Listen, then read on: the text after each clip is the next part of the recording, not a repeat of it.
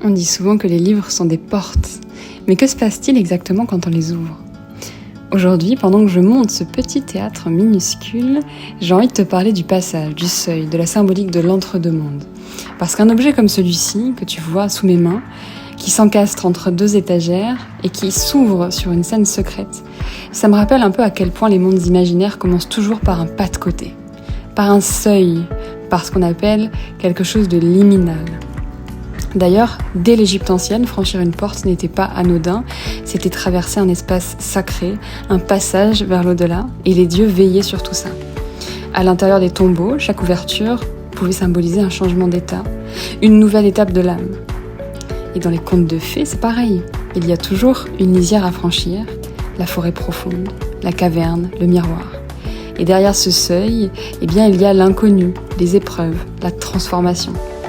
Les rites de passage fonctionnent un petit peu aussi sur ce même schéma. D'abord séparation, transition et réintégration.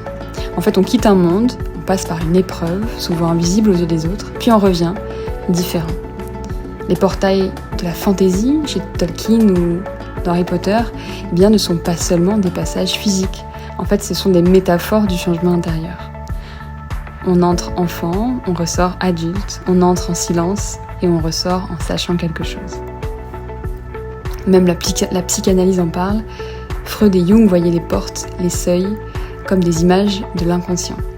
Alors pendant que je colle, que je peins, que je monte les murs miniatures de mon petit étagère qui m'a été offert par des amis, je pense à toutes les portes que j'ai ouvertes grâce aux histoires. À toutes celles qu'il nous reste à franchir, je vous souhaite la bienvenue dans l'entre-deux, parce qu'ici, tout est encore possible.